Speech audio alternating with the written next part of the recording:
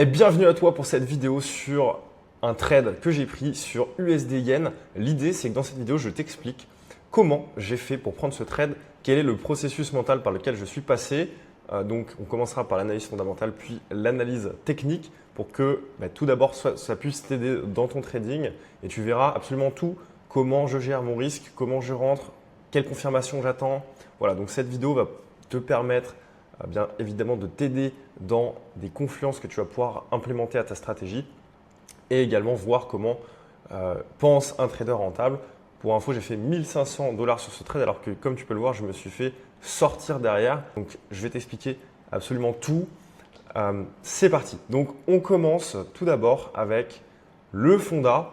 Donc, je vais très rapidement te montrer mon Telegram. En fait, j'ai un Telegram où tous les jours, je fais des rapports quotidiens comme ça, point fondamental. Et ça me permet en fait d'avoir des billets. Tu vois ce que je peux te dire ici. Le trade, je l'ai pris hier, le 13 octobre. On était lundi, donc c'était l'ouverture des marchés. Et voilà, j'ai annoncé, donc Trump annonce de nouveaux tarifs douaniers de 100% contre la Chine. Donc ça, c'était vendredi soir. C'est pour ça que le marché crypto, tu l'as vu, il est tombé de façon importante. Enfin, il a chuté. On est passé de 116 000 $ à 102 000. Bon, après, ça a été ravalé, évidemment. Mais voilà, il y a eu une correction massive.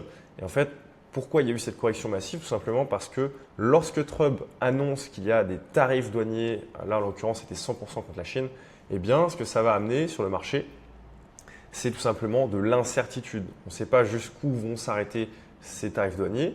En avril, il y avait déjà eu des tarifs douaniers et comme tu l'as peut-être vu, ça a continué après avec d'autres pays, etc. Donc ça a amené beaucoup d'incertitudes sur les marchés. Donc là, voilà, ça a recommencé, entre guillemets. C'est pour ça qu'il y a eu une grosse liquidation sur le marché crypto. Le marché crypto, donc le Bitcoin les cryptos étant des risques on assets. C'est-à-dire qu'on investit dans ce marché-là lorsqu'on veut prendre du risque et qu'il n'y a pas d'incertitude. S'il y a de l'incertitude, justement, on va plutôt se réfugier sur de l'or, sur du yen japonais, sur du franc suisse. Donc, voilà ce qui se passe vendredi soir.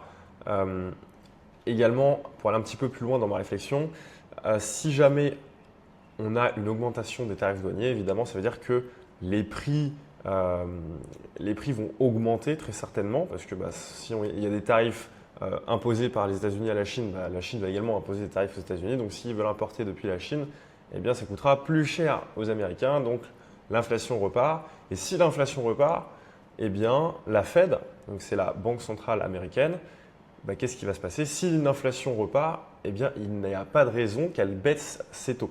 Pour rappel, actuellement, on est à 4,25 points de base. On avait déjà eu plusieurs baisses de taux, parce qu'on était monté un petit peu plus haut que ça. Je crois qu'il y en a eu 2, si je ne dis pas de bêtises, ou 3. Et là, en octobre, il était prévu qu'il y en ait une autre. Donc, si jamais on est en dessous des attentes et s'il y a une inflation qui repart, si le marché du travail va mieux que prévu, si les datas sur le marché du travail ou si les datas sur l'inflation sortent plus hautes que prévu, ça veut dire que l'économie américaine est robuste, donc on ne baissera pas les taux. Si on baisse les taux, les actifs risquent en prévision prennent de la valeur parce qu'un investisseur investit toujours selon le futur. Donc, si on baisse les taux, tu es d'accord avec moi, c'est logique que les capitaux passent d'un dollar, de l'or à plutôt du S&P, du Bitcoin. C'est pour ça que tu vois le S&P, le Nasdaq, le Dow Jones qui sont sur des all-time high, tu vois les cryptos qui explosent. C'est parce qu'on s'attend à ce que justement, on baisse les taux. Voilà, on s'attend à des baisses de taux, des baisses de taux. On ne sait pas quand, on ne sait pas comment, mais en fait, voilà, à court terme, il peut y avoir du bruit et des datas sur le marché du travail qui sont moins bonnes, qui sont meilleures que prévu et finalement, voilà, ça fait chuter les actifs. Bon là, je me suis un petit peu éparpillé, mais c'est pour que tu comprennes vraiment l'importance de comprendre le fondamental dans ton trading. C'est vraiment important, c'est ça qui drive les marchés, qui les fait bouger. Donc, si tu ne comprends pas tout ça, ça va être assez difficile pour toi d'être rentable contre des algos, contre des gens, contre des hedge funds qui payent des centaines de millions en data, plus en équipe, avec des gens qui ont des PhD, des doctorats en mathématiques, en économie. Ils ont 5-6 personnes qui travaillent, ils ont des dizaines et des dizaines de personnes qui travaillent dans des desks précis. Et tous ces gens-là font des rapports fondamentaux, tous les matins, fondamentaux. Donc voilà, si toi tout seul, dans ta chambre en caleçon, tu penses qu'en 2 croisements de moyenne mobile, tu peux être rentable, bon courage. Donc voilà, hier, ce que j'annonçais dans mon programme fondamental. Finalement, il annonce qu'il n'y aura pas de guerre commerciale. Donc ça, c'était vendredi soir, les 100%. Et dimanche soir, finalement, il rebrousse chemin. Il avait positionné tous ses shorts sur le marché. Donc une fois que c'est fait, eh bien, il peut dire non, mais en fait, c'était une blague. Il annonce qu'il n'y aura finalement pas vraiment de guerre commerciale. Il apaise les tensions. Donc les marchés repartent tout de suite. Voilà, comme je l'ai mis, le marché crypto a quasiment ravalé la chute. Donc pour moi, c'était juste du bruit à court terme. Et du coup, je suis tout de suite repassé haussier neutre sur le dollar. Parce qu'on ne sait pas, évidemment, avec les datas qui sortent, on est toujours en période de shutdown. Donc on ne sait pas trop en fonction de ça ce qui va se passer. Et le yen japonais, comme je te l'ai mis, ont été baissiers de mon point de vue. Donc une fois que j'ai mes billets, écoute, je vais sur les graphiques et si il y a quelque chose qui m'intéresse, ce serait plutôt par exemple prendre euro USD en short ou prendre USD yen en buy, en long. Et effectivement, qu'est-ce qui se passe? J'arrive tout simplement sur le graphe et je vais t'enlever un petit peu tout ça. Là, ce qu'il faut que tu comprennes, c'est que ce qui m'intéresse, c'est de repérer un setup qui va me permettre de rentrer. Donc, je remets gentiment ça et puis je vais t'expliquer tous ces jolis dessins. Donc, ce qui m'intéresse de regarder, c'est d'avoir, comme je l'ai dit, un setup long. Donc, je ne vais pas chercher à shorter ce marché-là, je vais plutôt chercher à le prendre à l'achat. OK? Donc là, je suis en 15 minutes, c'est-à-dire qu'une bougie égale 15 minutes. Ce que tu peux voir ici en rouge, donc ça, c'est du price action. Là, ce que tu peux voir, c'est qu'il y a des vendeurs qui rentrent à ce prix exact, 153,266 yens. Et là, comme tu peux voir, on a une correction. Hop, on n'a pas vraiment, tu vois, quelque chose de bien net comme ça, avec des bas de plus en plus haut. Là, on a une espèce de range baissier. Et tu vois qu'ici, là, les vendeurs, boum, ils rentrent de façon très importante. On a une mèche vraiment baissière importante. Et ça, c'était vendredi. Donc, on était avant l'annonce des tarifs douaniers, parce que c'était à peu près à la fermeture, hein, justement. Il s'est amusé à le faire ici, à 23 h, juste avant que les marchés ferment. Voilà, tu vois qu'on a une baisse importante, c'est ravalé assez rapidement parce qu'on se dit c'est quand même bizarre que ça chute comme ça. Donc c'est ravalé tout de suite. On voit que là les acheteurs rentrent et là tu vois que boum, donc on corrige à environ à 50%, peut-être un peu plus. Et là tu vois, bam, à la clôture, une grosse bougie, une grosse mèche.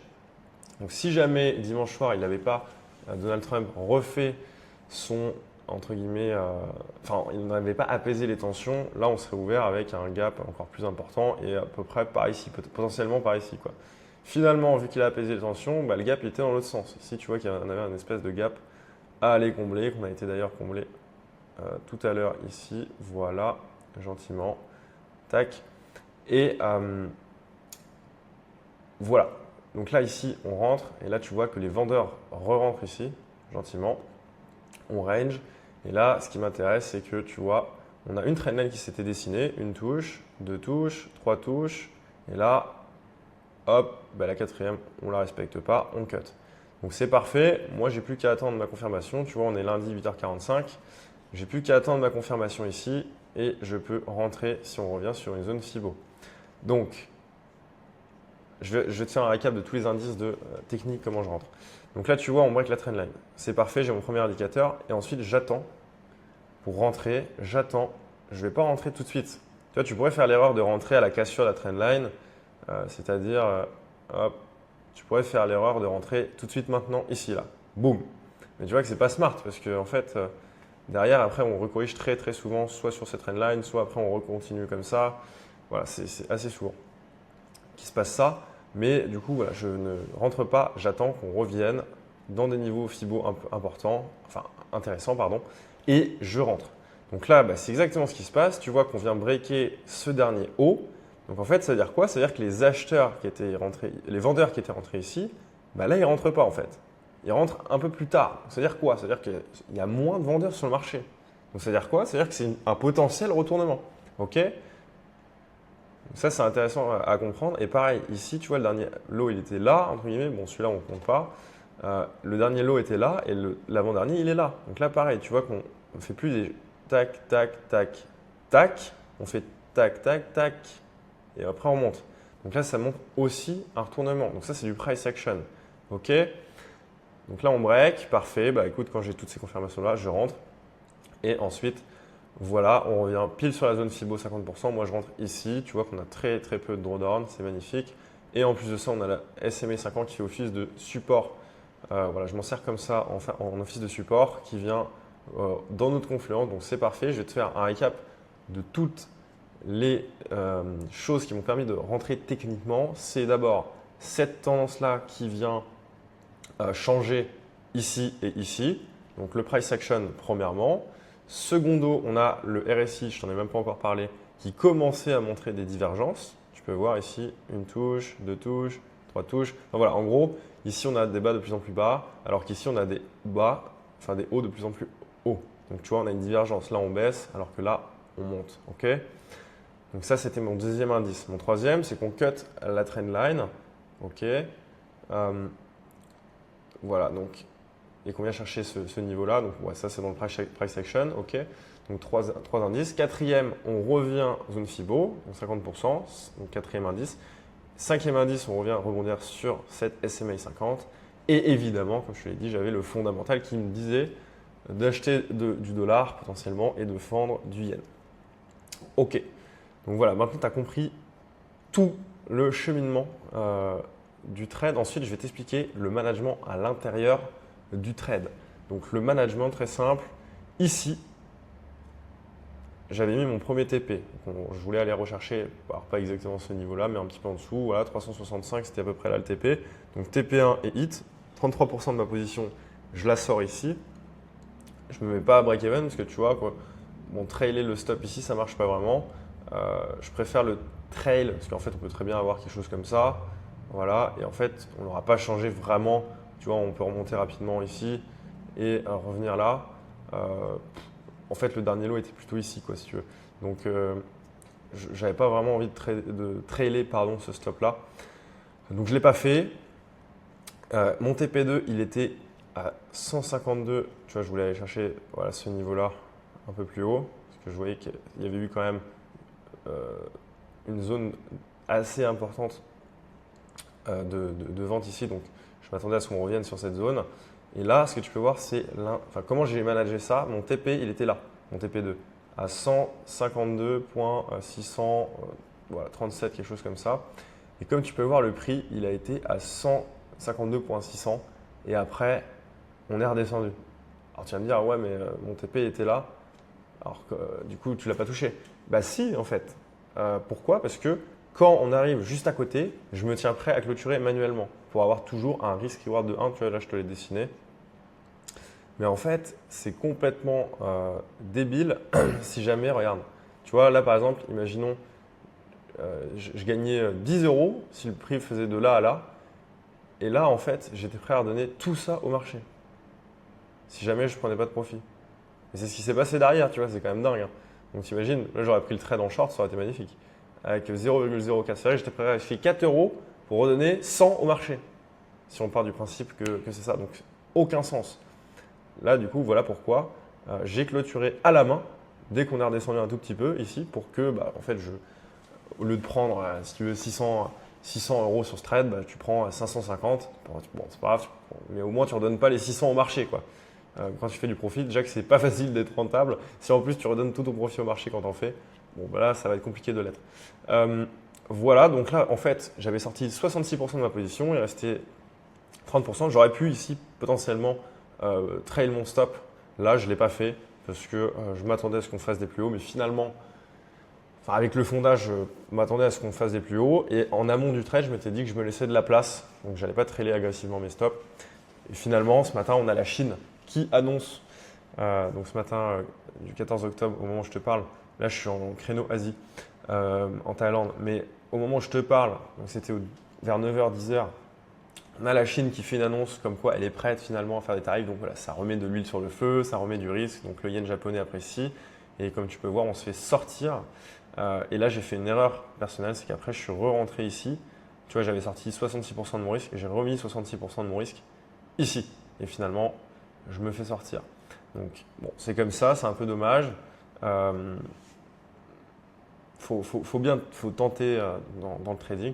Mais comme tu peux voir, ce trade-là, il a été seulement à entre guillemets, en termes de risk-reward global de début, j'étais à 1,25, 1,30 et finalement, j'ai quand même fait du profit sur le trade au début. Après, bon, j'ai mal managé en re-rentrant ici mon risque en add-in. Du coup, j'ai fini en négatif. Évidemment, ça arrive, hein. Mais l'idée du trade était très bonne. Et là, c'était pour te faire comprendre comment je rentre, comment fondamentalement je prépare mes trades et comment je manage. Par exemple, là, tu vois ici, TP2, on ne l'a pas atteint, mais finalement, on l'a quand même eu. Donc, voilà pour cette explication de trade au global.